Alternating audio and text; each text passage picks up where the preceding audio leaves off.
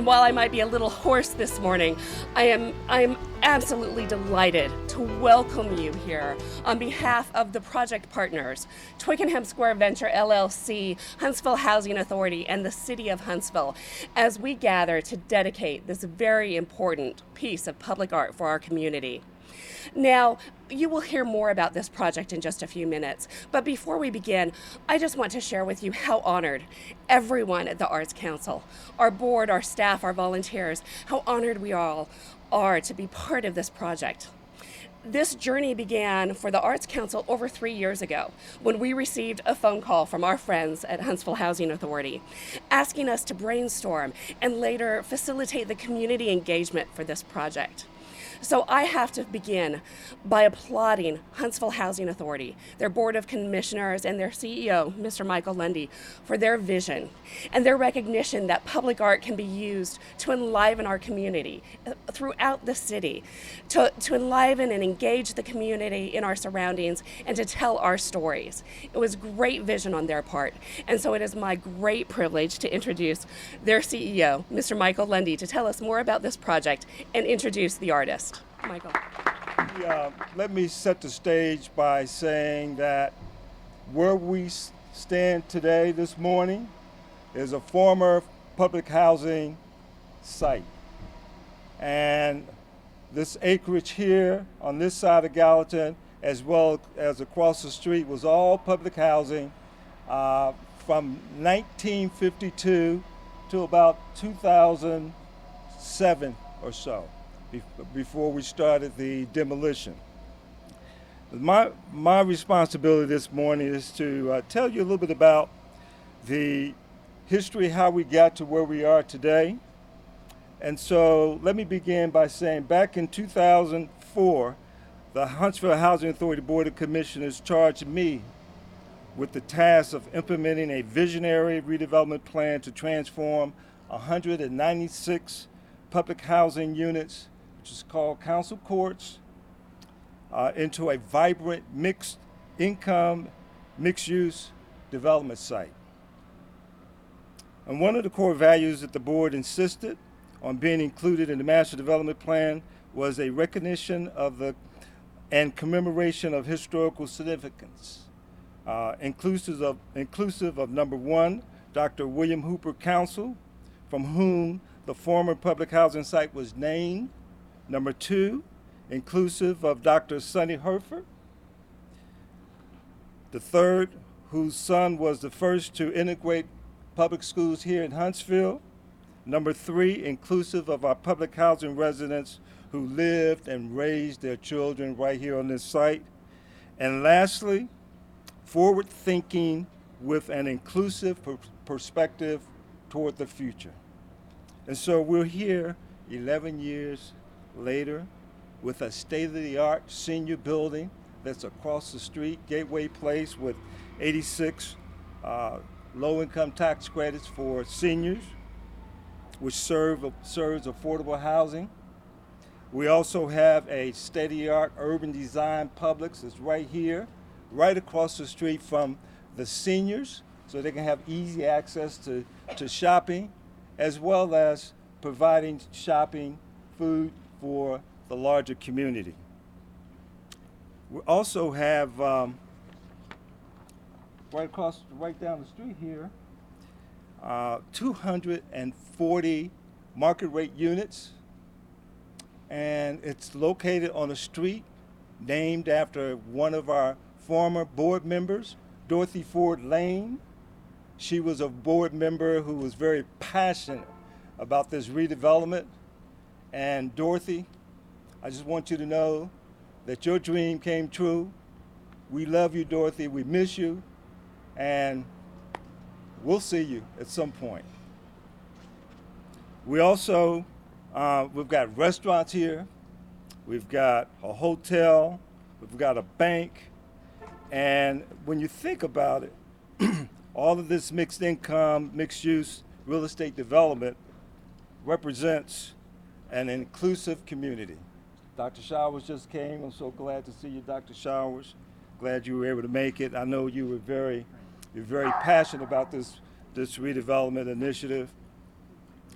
And so another topic of discussion in many of our board meetings, as well as with some of the meetings with our residents, was to come up with a public art that a creation of public art that commemorated the legacy of Dr. Council and Dr. Herford, as well reflecting on the former public housing community as we celebrate the larger community.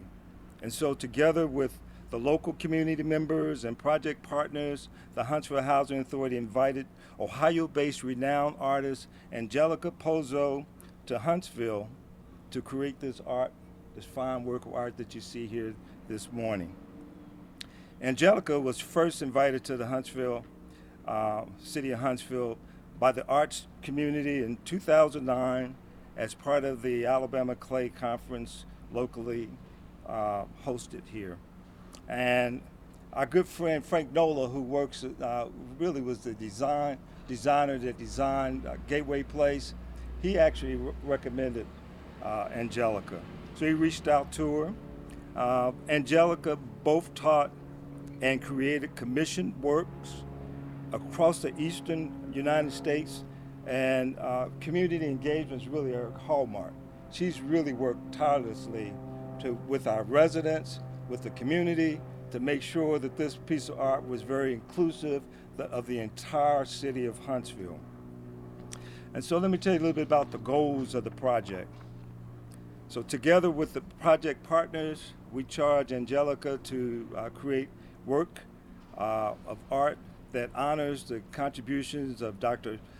William Hooper Council, Dr. Sonny Herford III, to African American education in our community, and to acknowledge the past public housing community as we celebrate the larger community with a focus on moving forward. So it was really a huge task that we asked of Angelica, but for her it was really a piece of cake, because this is what she does all the time. And so we're just very fortunate to have had her work on this public art. So it's my pleasure to introduce Angelica Pozzo to share with you a little bit more about what she took to help us reach the goals for this public art. Put your hands together and help me to. Thank you. Right, Thank you. thank you. Yes, 3 years ago, a little over 3 years ago today, I was first brought out to, flown out to Huntsville to told about the parameters of the project and to see if I would be interested, and I wasn't interested, but I'm so glad we're finally here. As far as how the flow of things and of the ideas and how this formulated, when I was first brought out, I was contacted, before I even got here, I was contacted by a former resident, Antonio Howard, who had done a documentary about council court residents. And so in my hotel room, I watched it, or I think I watched it maybe, no, he gave it to me when I got here, so in the hotel I was watching it, back home I was watching it. And it wasn't until years later that I found out that it was his sister, but it was one comment that really grabbed me, and that was someone was saying that when we grew up here, we were kids, we would all gather around the trees, all ages, didn't matter who you were, we'd gather around the trees, and then from there, we'd figure out who we're gonna hang out with and then go out and play. And when I was here, a lot of the buildings were already down, but those big giant oak trees were still here. And so I can envision people, how the trees brought people together. And so from there, I thought that the piece had to have a tree. So that's how the first part started. And then, well, how am I going to encase this tree? At that time, I also showed slides of my previous work, and I got a feedback that people wanted something that created a sense of a place that people can go to, as opposed to something that was on a wall that people can just drive by and look at. They wanted a sense of place. So I figured it had to have seating and have a place that people can gather on the tree. It's the South, it's hot, of course, the shade of a tree would bring people together. So that's how that initially started. And then I came up with the shape of a flower and of a sunflower's kind of petal flower. Flowers are significance of of a gift, of a token of appreciation. Sunflowers in themselves signify longevity and loyalty and tall sunflowers signify pride and appreciation. So there was a lot of significance in the flower, in the sunflower. And then I decided on a 6-petal flower, so I can have 3 petals to refer to Dr. Council and 3 petals to refer to Dr. Herford. Excuse me. And so then trying to figure out different ways to engage the community, to include the community, I started looking at footprints, and footprints sort of reminded me of chrysanthemum petals, and so reminded me of petals.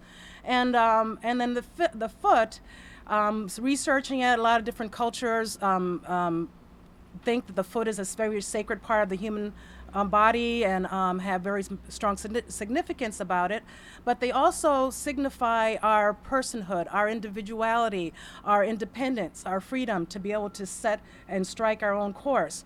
And so I thought it was a very significant symbol to commemorate Dr. Council, who came out of slavery, and Dr. Herford, who came from with his grandfather coming out of slavery, and also having suffered a lot of indignities and not having the freedoms to do simple things that we take for granted today, like even just going to a public library. So I thought the foot is a very significant symbol. And so then in February, I came here for 2 weeks, and over 240 people came. Around 240 people came forward, and I picked up every single one of those feet and stuck it in glaze and then aimed it and positioned it down onto the tile to create the pattern that are along the skirting of the bench. And then along the top, you can read the history of these 2 men. And the early times start, Dr. Herford starts at the post, and that starts with his early years, and then desegregating the businesses, and then desegregating the schools. And Dr. Council starts at that one over there with his early life and then his later life. And so if you go around and read, you will get the whole history. But I especially wanted to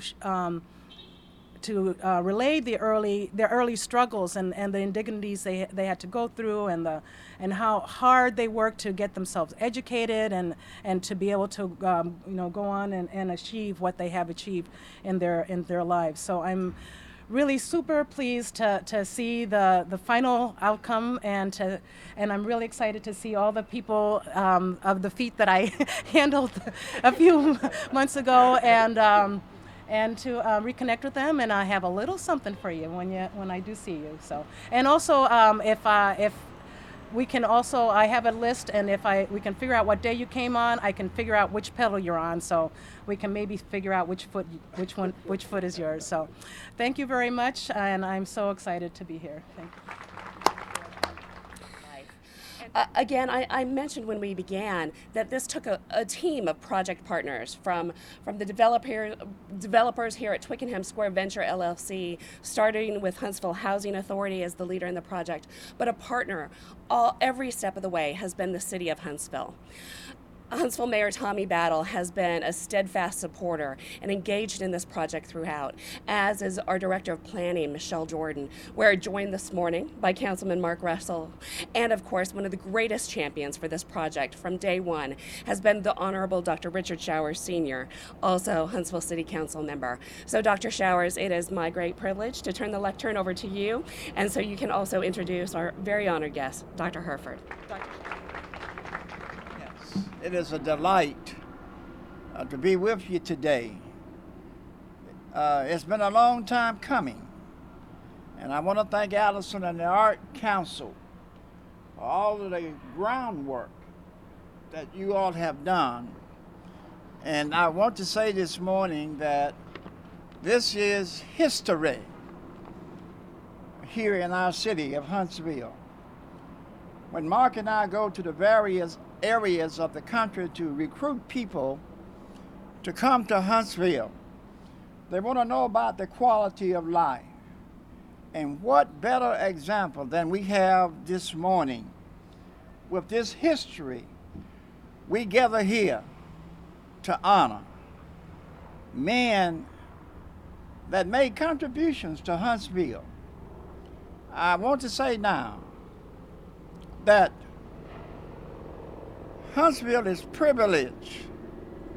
This will be a site for tourism for our young people, boys and girls, middle school, elementary school, to take field trips to this particular site, to go back into history and look at the contribution that Dr. William Hooper Council and Dr. Sonny Herford III has made to this community, to this state, and to this nation.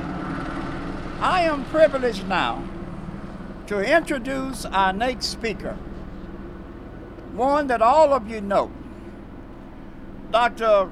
Sonny Herford III, an author, humanitarian. Just a few words that describe the many titles that Dr. Willington Herford III has held during his professional career in Huntsville, Madison County. I want to also recognize family members that are here today from the Herford family. Delighted. Dr. Herford received his secondary education at Council High School. How significant that is. You all know that this building back here to the west of me, that's dilapidated today, I want to share with the public that our mayor, Tommy Battle, and the city council moved to correct that eyesore. You will see a new revised Council High School. And not only that, from Governor's Drive to Pelham, we are going to honor another historical figure that resided in this city many years ago, the Reverend Dr. Joseph Lowry. Street will be named in his honor. And we are delighted that again our mayor and our council jointly agreed to do that. In the mid-1950s, he established a medical practice in Huntsville, providing quality health care to the citizens in Huntsville, Madison County, and surrounding areas. Dr. Herford attended Alabama A&M University, where he received his Bachelor of Science degree in 1955. He attended Meharry Medical College, where he received his doctorate of medicine, also in 1955. As a professor, he taught physiology at Alabama A&M University and served as the team physician. He also served as the college physician at Oakwood College. Dr. Herford assisted Vivian Malone Jones to integrate the University of Alabama during the Selma to Montgomery March in 1965. Dr. Herford served as the medical director. As a humanitarian, Dr. Herford has given and continued to give much to the community by donating his time and talents. He has served as a lecturer at several colleges and universities, high schools, churches, civic and community organizations, and political groups on health care and civil rights movement. As an author, Dr. Herford has edited his hours of film images into a documentary titled A Civil Rights Journey in Mighty Times, The Children's March, which won him an Oscar on February 27, 2005. Dr. Herford is a member of several professional, civic, and community organizations. He and his wife, Miss Martha Ann Adams Herford, are the proud parents of 6 children. Would you join with me in welcoming our next guest, Dr. Sonny Herford III? Good morning to everybody. And to Ms. Dillon-Jauken and Mr. Lundy, Ms. Pozo, Councilman Russell, I want to say that it's a pleasure for me to be on the stage here with such honored guests, such distinguished people. I'm so full of joy today and hope for the future, for the education of our city. And then before I go any further, I want to express my sincere appreciation to every individual who worked to make this day possible. The other day, well, let me say this. I had called the city council several times, and I'd gone by several times and asked them, where in the world is the memorial going to be? And nobody seemed to know. They said, you leave your number, and we'll call you, and we'll tell you. So now, I came, it's been about 2 weeks ago, to get some melons over there. They got the best melons in the city. I came down here to get some melons, and as I drove by, I happened to glance Miss Puzo. She was over here working. And she had 2 Caucasian assistants working with her. I got home, I told Martha, I said, Martha, it's going to be a beautiful memorial. I know it is because we got it in black and white.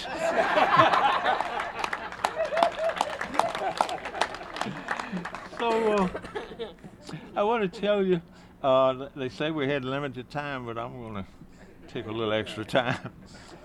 In 1936, it was about this time of year, my daddy sat me down, and everybody called me Bubba.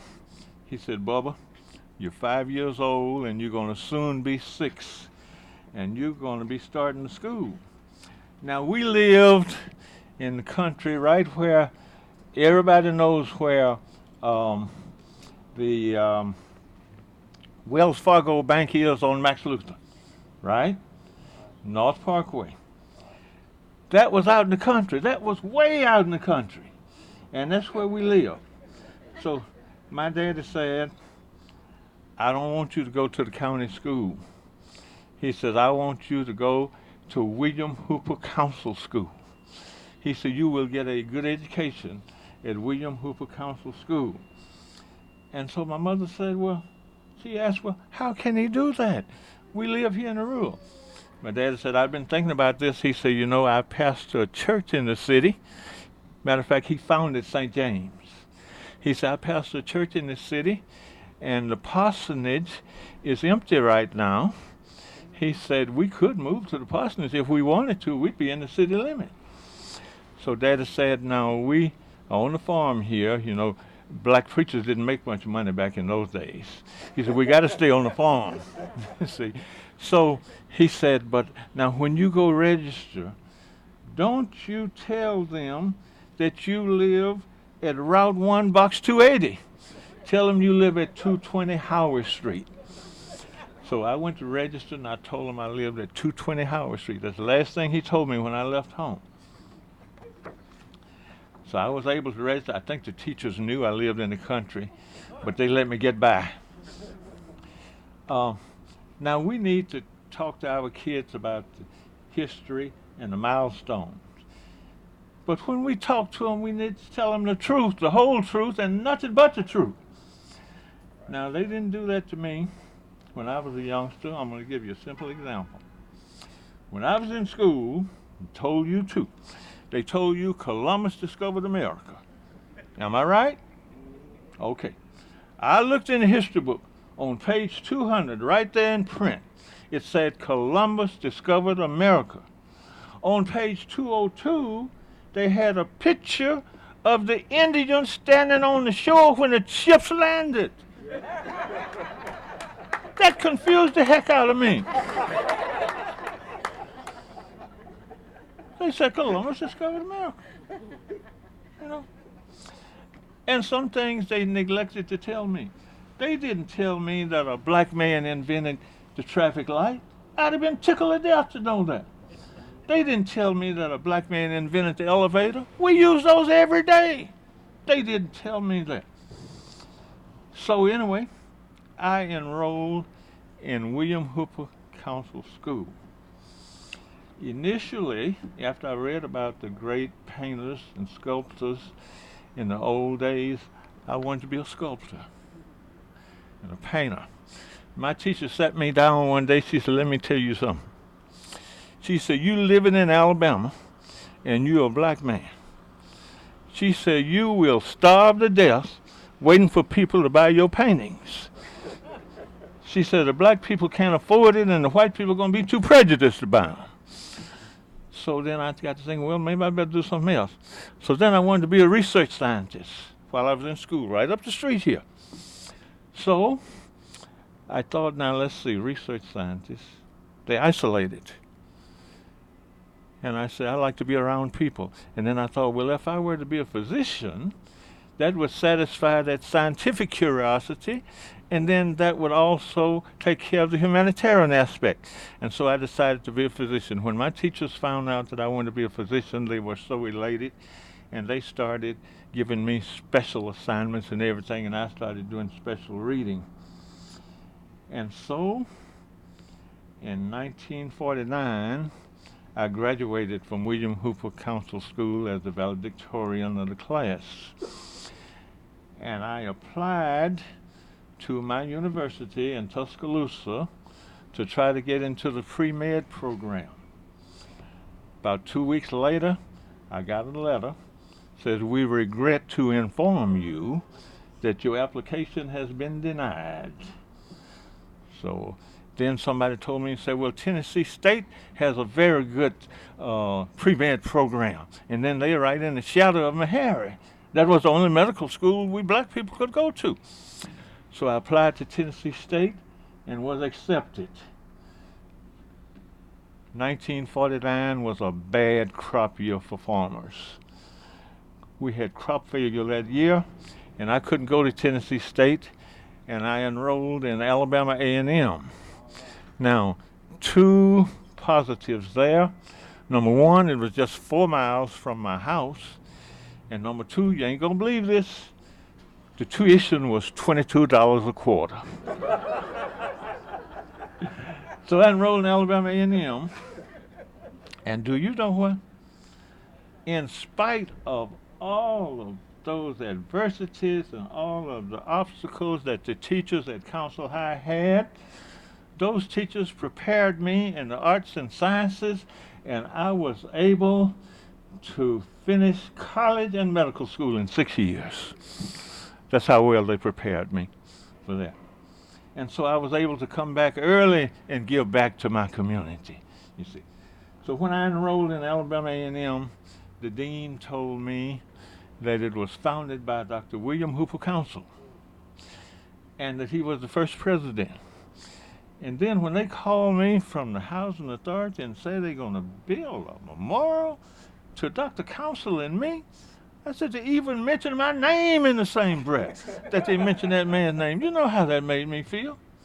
And so I said, well, that's okay with me. So now,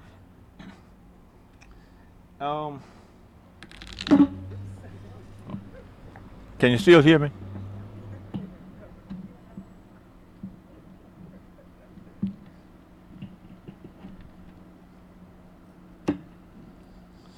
I'll hold it. Yeah. Thank you. So now we're here today, and we are unveiling this memorial. You have no idea what this means to me. I used to walk 7 miles all the way from out there, Max Luther, come down Church Street and make a right turn at Pelham and come right here through a slum. And then later on, they built Council Court. And so it was improvement. Now look what an improvement you have. It's quite an improvement, I'm telling you. So I'm hoping that in the future that our school board is going to comply with the federal guidelines, and that we're going to have top-notch education in Huntsville. And I'm hoping that one day in my city that we're not going to see any racial distinction or any class distinction. Thank you very much.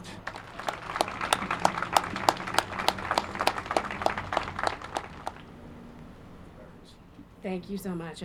It's truly my great honor to speak on the same program with you, sir. And just thank you for your leadership and all the sacrifices that you have made. And we are so honored to be here today. We are so honored to be here at this time, on this date, in this place, with these honored guests, and with Dr. Herford, and with representatives from Alabama A&M University. We have Archie Tucker, Vice President with us from the university, as well as Trustee Ginger Harper with us. Thank you so much for being with us today. As we do gather here to honor, with neighbors from throughout the city, we gather here to honor these milestones and your contributions and your sacrifices. Thank you, sir. Excuse me. I must have Alzheimer's. I forgot something. I need to introduce my family and then talk about some of my friends. First of all, the lady that I could not have done this if God had not given her to me is my wife, Martha. Would you raise your hand if you don't want to stand up? And then my daughter sitting next to her, Lee Valerie. Sonny, who was the first to integrate the school. Incidentally, Martha was carrying Lee when she was arrested during the Civil Rights Movement. She was carrying Lee at that time. Now, I see my co-producer of my movie, A Civil Rights Journey, and we're going to have some copies of that available tomorrow. I didn't want to cheapen this program with that. Tomorrow, Dr. Burke, would you hold up your hand, please? Okay. Now, how many children in the audience did I deliver? Okay. How many people in the audience did I teach when I was teaching anatomy and physiology? All right. How many people came to my office to see me when I was practicing medicine? Thank you. We have one other gentleman. It might, if I overlook somebody, you can come and chastise me later. But we have one gentleman I want to introduce. Everybody knows the name James Meredith, don't you? We have his son in the audience today, John Meredith. John, would you hold up your hand, please? And I apologize that I forgot about that. Thank you. Thank you, everyone. Thank you. Hello, I'm sorry to come back again. I didn't see my son-in-law. Dana, would you hold your hand up, please? This is my son-in-law. Thank you. We'll see you tomorrow morning.